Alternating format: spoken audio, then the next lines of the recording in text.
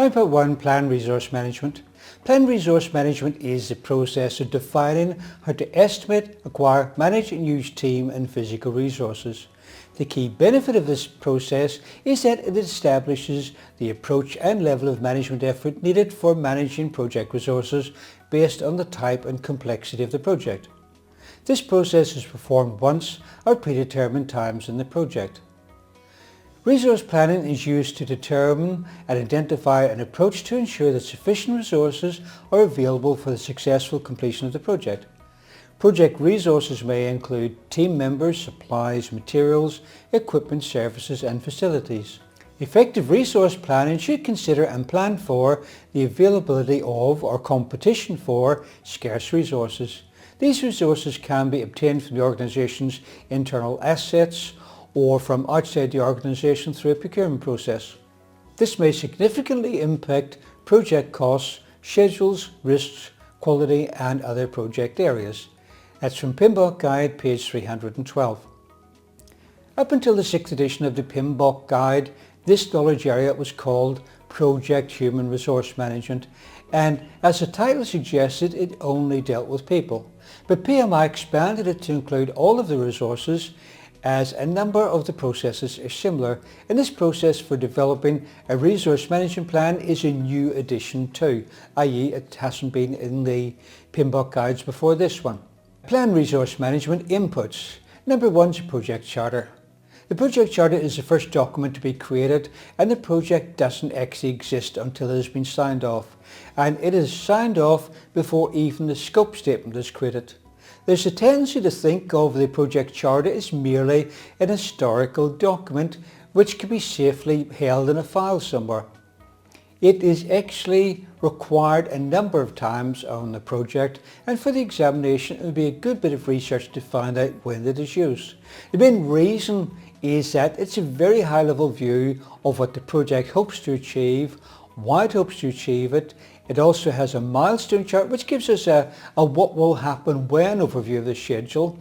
It also has key stakeholder lists and pre-approved finance resources. When you're managing a project, it's so easy to get caught up in managing the project that you lose sight of what you're actually meant to be doing and why. And so referring back to the project charter helps you to remain grounded and focused. In the real world, in real projects, I have found that people very seldom consider the project charter once a project is underway, and I expect it's the same with your organisation too. But always remember for the exam, the questions are not based on what you do or what your organisation does.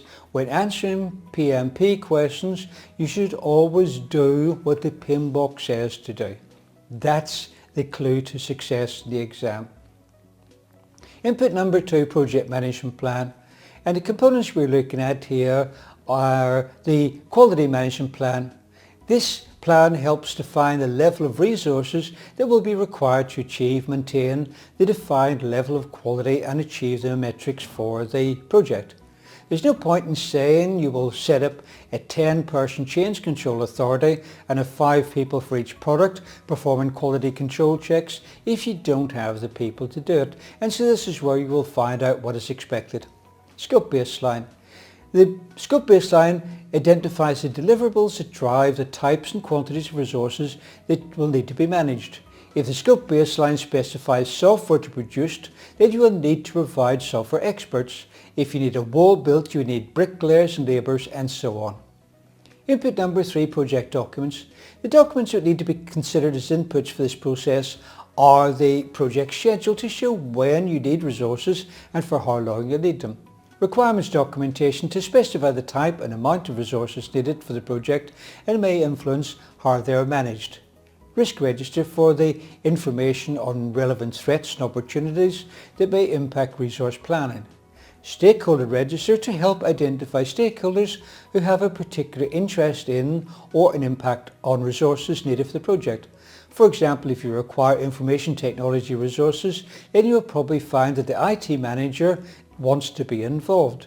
The stakeholder register will also helps to identify stakeholders who can influence use of one kind of resource over another. Input number 4, environmental enterprise factors. Input number 4, enterprise environmental factors. The environmental factors can influence the plan resource management process or organizational culture and structure, geographical distribution of facilities and resources. If the resources are located a long way off, it might be cheaper to obtain local resources, or in some cases, if it's a lot of resources which are stored elsewhere, it may be cheaper to relocate the team to where the resources are. Existing resources, competencies and availability and marketplace conditions. How easy is it to get resources from outside the organisation? How much are they likely to cost? Input number 5, organisational process assets.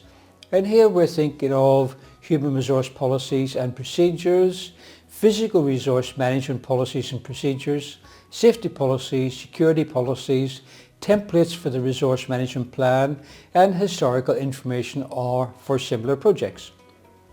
Plan resource management tools and techniques.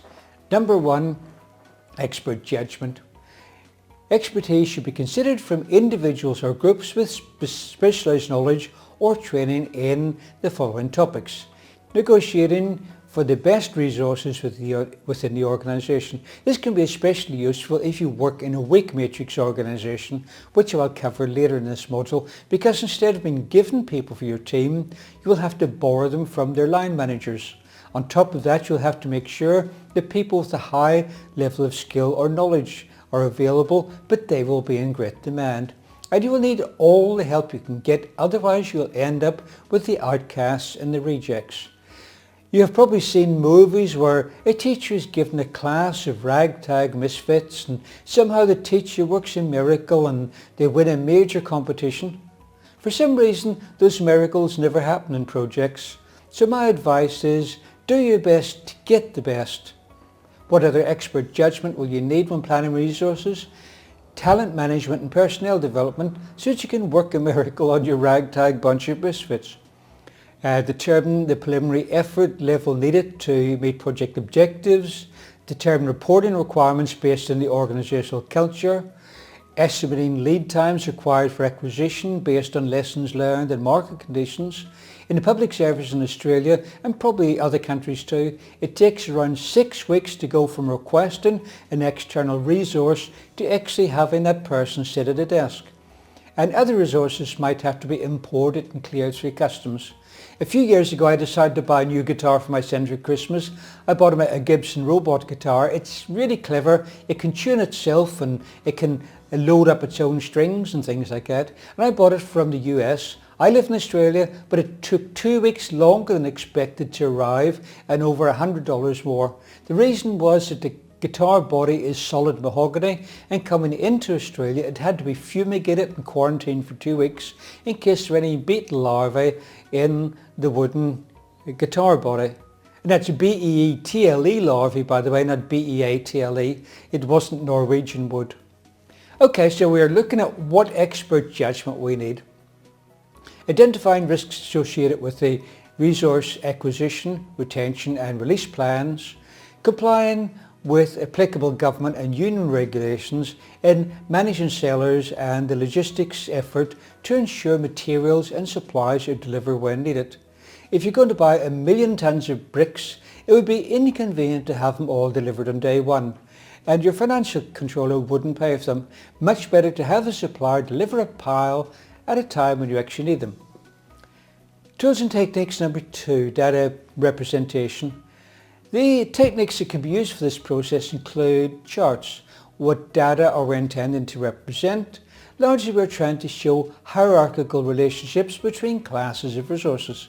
For example, when considering people, most fall into hierarchical matrix or text-oriented formats, but one of the most common charts is known as the org chart, which is short for organizational chart. It's a graphical top-down format. These are intended to show the levels of reporting structures of the organisation and also indicates lines of communication. A similar structure is often used to show the levels and reporting structures in a team. However, if we are particularly interested in detailed responsibilities, then a text-based chart is usually preferred. And the goal of all of the above is to ensure that all team members have a clear understanding of the roles and responsibilities and who they report to, but also so that they can allocate a work package to an owner without confusion of the responsibility. Other charts include work breakdown structures. This is often drawn in a similar way to the org chart, and it's quite easy for people to understand quickly, even people who haven't seen one before. Please remember the work breakdown structure contains only deliverables, not activities. The work breakdown structure is designed to show how project deliverables are broken down into work packages and provide a way of showing high-level areas of responsibility. Organizational breakdown structure. Be careful in the examination if you see this question, because with the stress of the examination, many people think of an org chart when they see organizational breakdown structure. What's the difference? An org chart shows people broken down by levels of responsibility, but an organizational breakdown structure shows the organization broken down by departments or area or team, not the people within them, and with the project activities or work packages listed under each department. This way, each department in an organization can see at a glance which project deliverables are assigned to them. Resource breakdown structure. This is another hierarchical list in team and physical resources related by category and resource type that is used for planning, managing and controlling project work. Each descending level represents an increasingly detailed description of the resource until the information is small enough to be used in conjunction with the work breakdown structure to allow the work to be planned, monitored and controlled. Responsibility assignment matrix. The RAM chart shows the project resources, i.e. the team members, assigned to each work package. It's used to illustrate the connections between work packages or activities and project team members. A RAM can be high level, showing responsibilities for the project team or group, or low level, showing responsibilities for individuals. In the low level RAM, the matrix format shows all activities associated with one person and all people associated with one activity. This also ensures that there's only one person accountable for any one task to avoid confusion as to who ultimately is in charge or has authority for the work. One example of a RAM is a RACI, Responsible, Accountable, Consult and Inform chart, shown in figure 9.4. The sample chart shows the work to be done in the left column as activities. The assigned resources in this example could be individuals, but they may also be groups. Please remember for the exam, a RACI chart is a useful tool to use to ensure clear assignments of roles and responsibilities when the team consists of internal and external resources.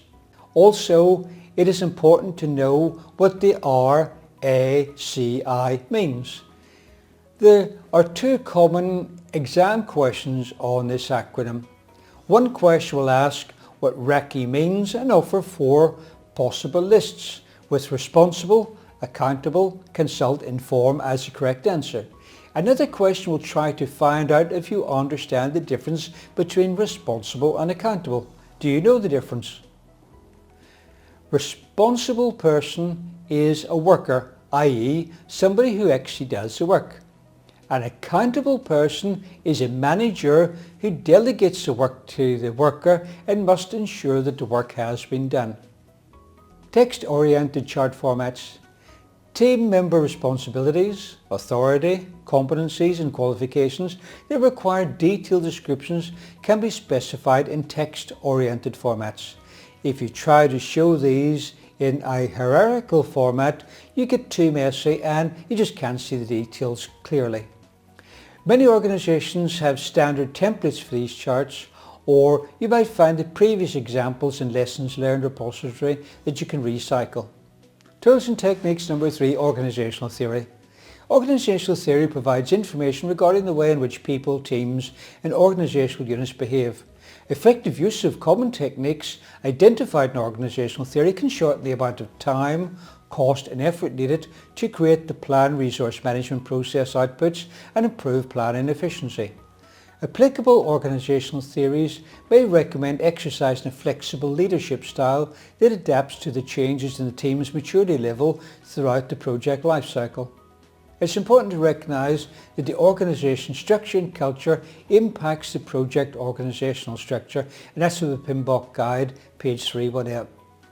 Tools and techniques number 4, meetings. Project team may hold meetings to plan resource management for the project. Plan resource management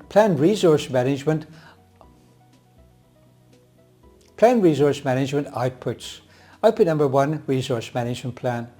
The resource management plan is a component of the project management plan that provides guidance on how project resources should be categorized, allocated, managed and released. It may be divided between the team management plan and the physical resource management plan according to the specifics of the project. The resource management plan may include information of resources, methods for identifying and quantifying team and physical resources needed, acquiring resources, guidance on how to acquire team and physical resources for the project, roles and responsibilities. A role is the function performed by or assigned to a person on the project. Examples of project roles are civil engineer, business analyst and testing coordinator. Authority, the rights to apply project resources, make decisions, sign approvals, accept deliverables and influence others to carry out the work of the project. Examples of decisions that need clear authority include the selection of a method for completing an activity, quality acceptance criteria and how to respond to project variances. For the exam, please note that team members operate best when their individual levels of authority match their individual competencies. Responsibility. The assigned duties and work that a project team member is expected to perform in order to complete the project's activities. Remember the Raki chart I said responsible means a worker. Competence, the skill and capacity required to complete assigned activities within a project constraint. If project team members do not possess required competencies, performance can be jeopardized. When such mismatches are identified, proactive responses are training, hiring, schedule changes or scope changes, and they can be initiated. Project organizational charts. A project organizational chart is a graphic display of project team members and their reporting relationships. It can be formal or informal, highly detailed or broadly framed based on the needs of the project. Remember, the PMBOK guide is not prescriptive. For example, the project organisation chart for a 3,000 person disaster response team will have greater detail than a project organisational chart for an internal 20 person project. Project team resource management. Guidance on how project team resources should be identified, staffed, managed and eventually released. Training. Training strategies for team members. This could be to train them internally, face-to-face, train externally, online training, on-the-job training, train the trainer and all sorts of other methods. Team development. Methods for developing the project team, which we'll cover later. Resource control. Methods for ensuring adequate physical resources are available as needed and that the acquisition of physical resources is optimized for project needs. Includes information and management, inventory, equipment and supplies throughout the project life cycle. If you run out of materials, even for a short time, it will have a negative impact on the project. But if you have too much too soon, you have to pay for storage. There could be risks associated with storing 1 million litres of diesel fuel and the resources could deteriorate before use. You know what it's like when you have to glue together a couple of pieces of wood. You look in the cupboard and you find a tube of glue as big as your forearm, but the glue inside is as hard as a rock. So you go to the hardware store to buy a new tube of glue. They give you a choice of a tiny little one the size of a tube of lipstick for $5 or a huge one the size of your forearm for $7. You buy the $7 one because it's much better value, right? However, buying a $7 one is normally a false economy because you spend $7, do some gluing that the $5 tube would have been sufficient for, then you store the big tube in your cupboard, but when you eventually want to use it again, it's as hard as a rock. You just wasted $2 Not such a big deal, you say, but now you multiply it by 1,000 or by 10,000 for a similar mistake on a project. Recognition plan. Which recognition plan and rewards will be given to team members and when will they be given? Rewards which will be given, we will cover these later, are usually the responsibility of the project manager and rarely include cash inducements. Surprise, surprise. Output number 2, Team Charter. The Team Charter is a document that establishes the team values, agreements and operating guidelines for the team. You might find this in the exam and it might be referred to as the ground rules. The Team Charter may include team values, communication guidelines, decision-making criteria and processes, conflict resolution process, meeting guidelines and team agreements. The Team Charter establishes clear expectations regarding acceptable behaviour by project team members. Early commitment to clear guidelines decreases misunderstandings and increases productivity, but it is likely to work best if it is part of a formal induction process and not just presented on a type sheet or a web page, and is further enhanced if team members are given the opportunity to contribute. All project team members share responsibility for ensuring the rules documented in the Team Charter are followed.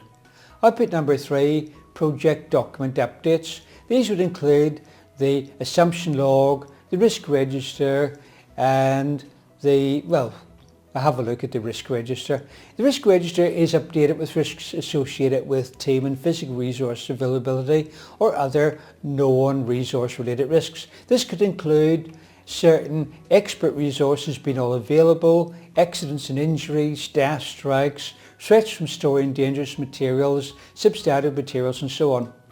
In a new children's hospital built recently in Australia, the imported ceilings contained asbestos.